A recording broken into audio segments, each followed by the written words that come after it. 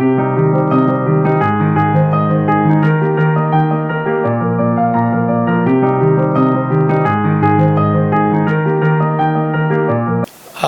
next presenter is George Tamale.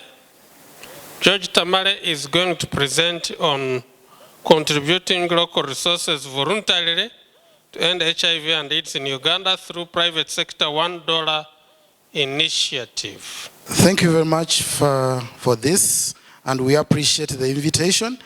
We are going to share with you our works as business, private sector, on our program of ending HIV in Uganda through voluntary contribution from business and individuals. And this is based on our philosophy of a healthy population leads to sustainable business and development.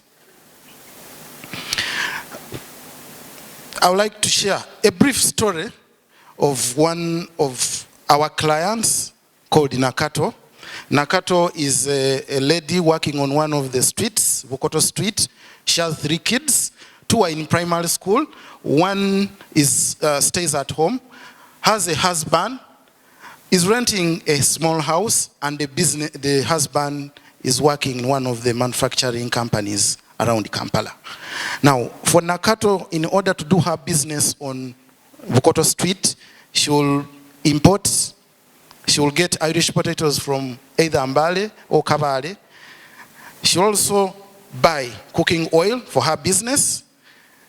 She also requires water for her business. Now, as business, in order for Nakato to stay on the street to work, the 3 organizations have to provide this input. Therefore, from the onset, it makes business sense. It is business for us to contribute to Nakato being healthy, for us to do business. Also, where she works, there is a lady who does the famous Rolex.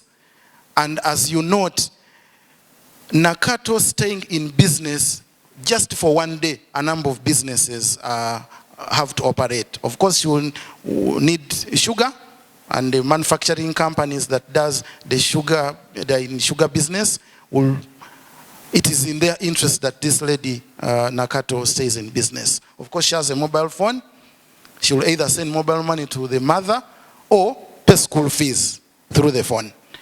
Nakato does not drink, but the husband does. So on a good day, she will buy one for the husband, and that is business. Of course, she will take some soft drinks. Nakato uses plastics for her business. She pays school fees in one of the schools around Kampala that are private. On a good day, at the end of the week, she has to look good by making the hair and the nails. And later, when she makes a saving, she will put money in the bank. What do we observe from this? As business, talking as a business person, HIV and other health challenges impact us all. And those affected are actually our relatives, employees, suppliers, customers, and above all, Ugandans. What is the $1 initiative then? The $1 initiative actually was started because since 1982, when HIV came to Uganda, we have lost over 2 million Ugandans. And from a business perspective, these are our customers, our client. 1.3 million people, as noted maybe yesterday, are living with the virus. Although we've had a number of interventions, still the prevalence is around 6%, which is not good. Now, funding for HIV largely has been through external partners. And we just note that in the financial year 2014-15, financing was from external sources was up to 89%. Financial year 2015-16, it was up to 95%. Remember, those affected are Ugandans, they are our brothers and sisters.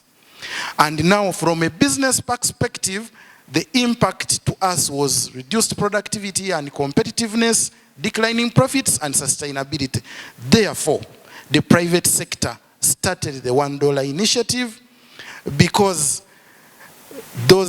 we need a healthy population for sustainable business. It started in 2017, coordinated by Federation of Uganda Employers and the manufacturers, and it is a registered trust.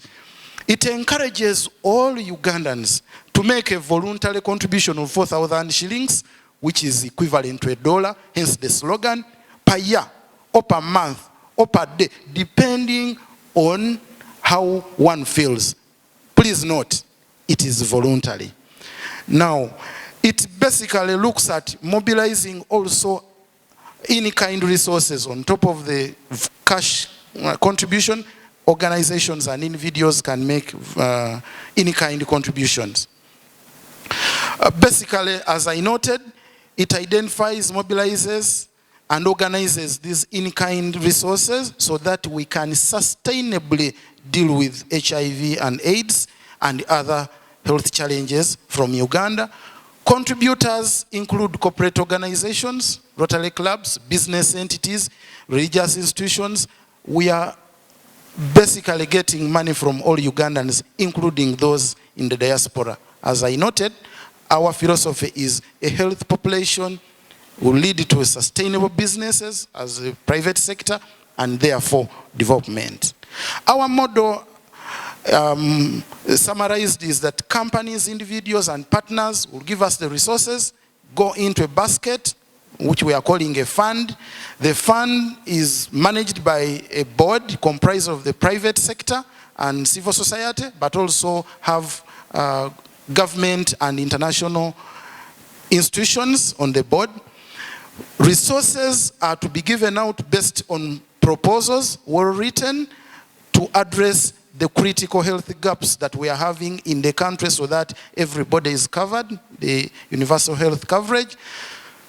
And we are going to give these resources from three arms. One, private health facilities. In the earlier presentation in the day, we noted that the private sector, the health facilities of the private sector reach a wide range of people, and already there are those corporates that are offering this to the employees and surrounding communities. We want them to widen their scope and reach.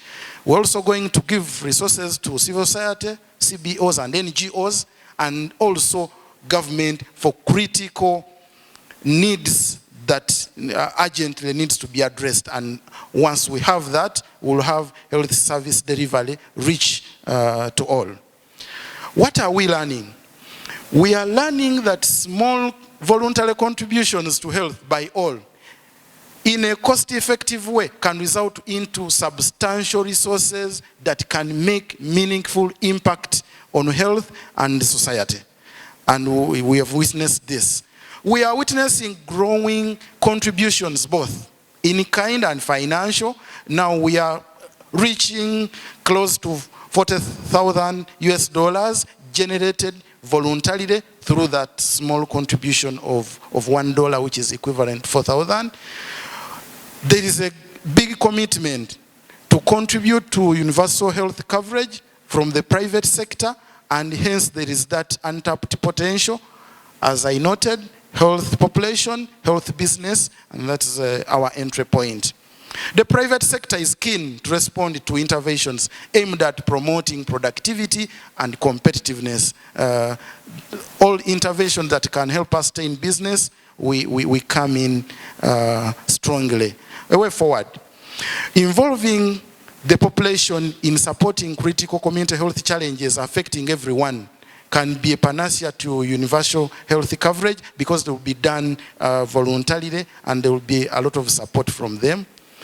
But also demonstrating the impact on the company bottom line and how it relates to competitiveness are vital to secure buy-in and commitment to support health, including the HIV/AIDS response.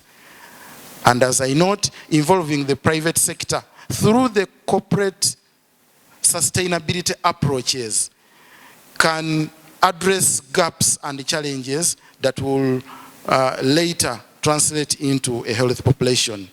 I thank you very much. The picture you see, we had a walk and run for an HIV-free Uganda.